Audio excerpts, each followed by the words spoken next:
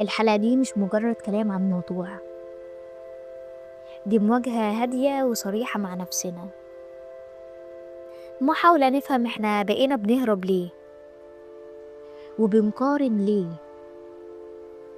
وبنوجع نفسنا بإيدينا واحنا فاكرين اننا بنتفرج بس.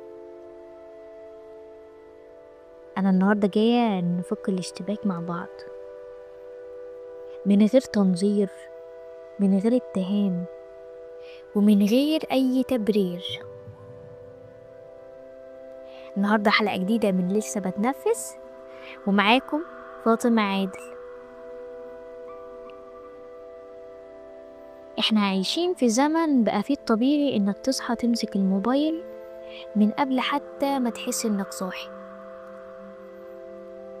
وقبل حتى تبقى فاهم انت حاسس بايه.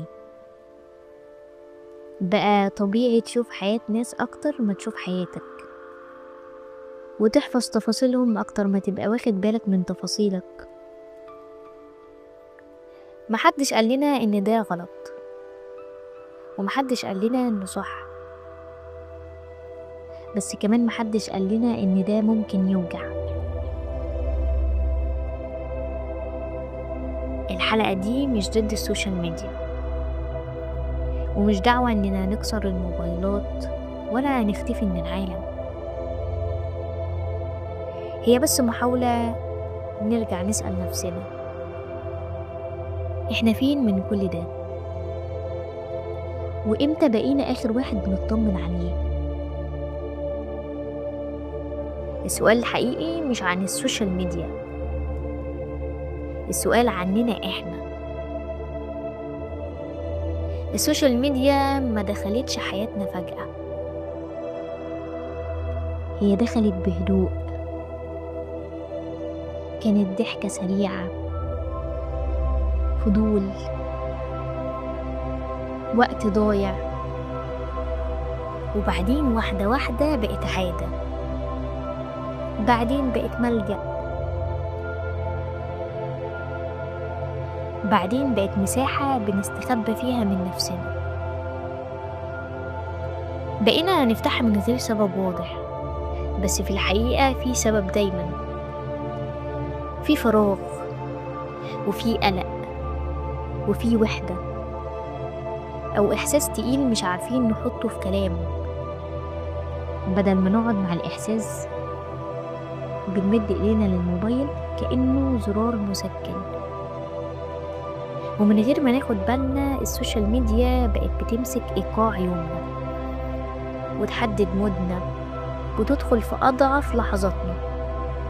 ومن هنا عزيزي المستمع بتبدأ أول خدعة، الوهم الجميل، الصورة اللي مش حقيقية. السوشيال ميديا مش دايما بتكذب، هي بس ما بتقولش الحقيقة كاملة، بتعرض أحلى زاوية وأحسن لقطة وأجمل نسخة، وإحنا بنشوف وننسى إن ده اختيار مش واقع كامل. ننسى إن فيه خناقات برا الكادر، ننسى إن فيه تعب، فيه شك، وفيه خوف، وإن فيه محاولات فاشلة، وإن كمان فيه بدايات متلخبطة. فنبص على نفسنا ونحس إننا متأخرين، مع إننا يمكن بس ماشيين في سكة مختلفة. المشكلة مش في إنهم مبسوطين، المشكلة إننا صدقنا إن ده الشكل الوحيد للمبسوط، ومن الوهم ده بنقع في المقارنة اللي بحب أسميها العنف الصامت. المقارنة على السوشيال ميديا شكل من أشكال العنف، عنف هادي محدش شايفه غير اللي بيعيشه. مقارنة مش عادلة ولا منطقية ولا حتى حقيقية. بنقارن كواليس حياتنا ببروفايل مصفي، بنقارن نفسنا واحنا تعبانين بحد تاني مختار أحسن لحظة ينزلها. ومع الوقت المقارنة بتاكل ثقتنا في نفسنا، خلينا نشك في قيمتنا ونحس إننا دايما ناقصين حاجة. ولما الإحساس ده يفضل موجود بنحاول نغطيه بإدمان. الإدمان من غير ما نسميه إدمان السوشيال ميديا مش دايما شكله واضح، هو بس مسك الموبايل أول ما نزهق، أول ما نتوتر، وأول ما نحس بفراغ. هو الساعتين اللي بيعدوا وإحنا مش حاسين. كل لايك، كل إشعار، كل مشاهدة بتدي إحساس لحظي إننا مرئيين، بس الإحساس ده بيختفي بسرعة، فللأسف نرجع نطلبه تاني. هو إدمان مش سببه حب السوشيال ميديا، هو سببه خوفنا من القعدة مع نفسنا. ومع الإدمان ده الصحة النفسية بتتأثر. السوشيال ميديا بتضغط علينا من غير ما تلمسنا، بتزرع معايير مش واقعية وتخلينا نحس إن الطبيعي قليل. قلق، توتر، تشتت، إحساس بالوحدة وسط زحمة، إحساس إنك لازم تبقى حاجة غير اللي انت عليها دلوقتي. مش كل تعب جاي من السوشيال ميديا، بس السوشيال ميديا شاطرة قوي في إنها تكبر أي تعب موجود، والتعب ده بيبان أكتر في علاقاتنا. بقينا نشوف العلاقات أكتر من عيشها، نتابع قصص حب ونقارنها بحكاياتنا الهادية أو المتلخبطة. بقينا نستنى الحب يطلع حلو في الصورة، وننسى إن الحب الحقيقي بيبان في التعب، في الصبر، في التفاصيل الصغيرة اللي ما بتتصورش.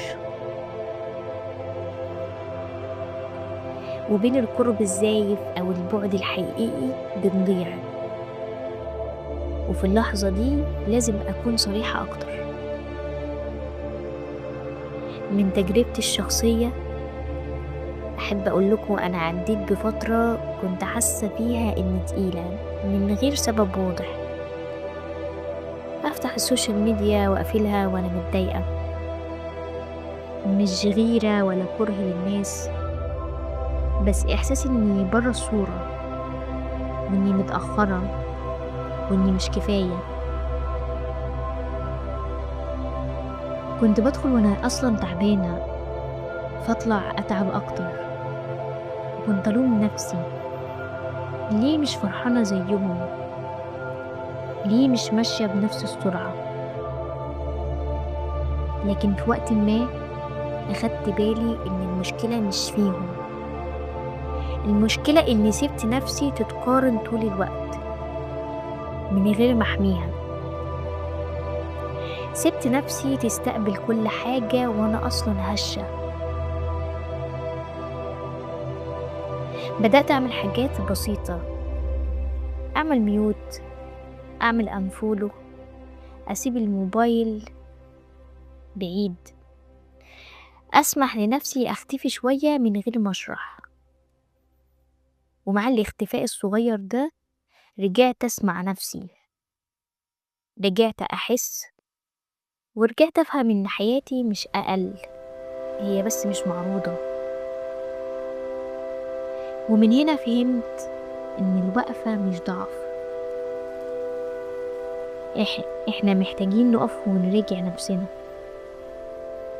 لما نحس إن السوشيال بقت تقيلة، لما نطلع منها متكسرين، لما ننسى نعيش اللحظة، ولما نستخدمها في إننا نهرب مش نتواصل.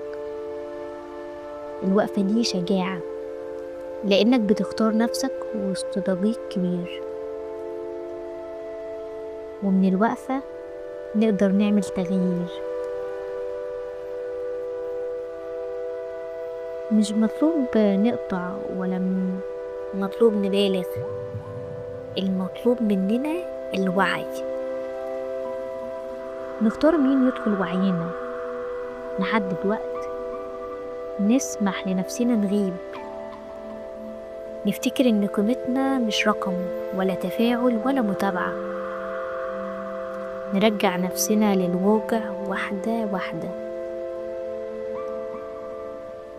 عايزك تعرف عزيزي المستمع إن السوشيال ميديا مش هتختفي، بس احنا نقدر نختفي منها شوية، علشان لما نرجع نكون أخف وأصدق.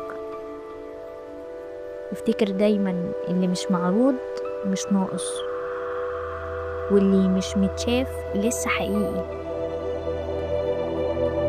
وخد بالك من نفسك لأنها أولى بالاهتمام. ودي كانت حلقة من لسه بتنفس، ولو لسه حاسس بتقل افتكر إنك مش لوحدك، وإن النفس اللي جواك لسه شغال.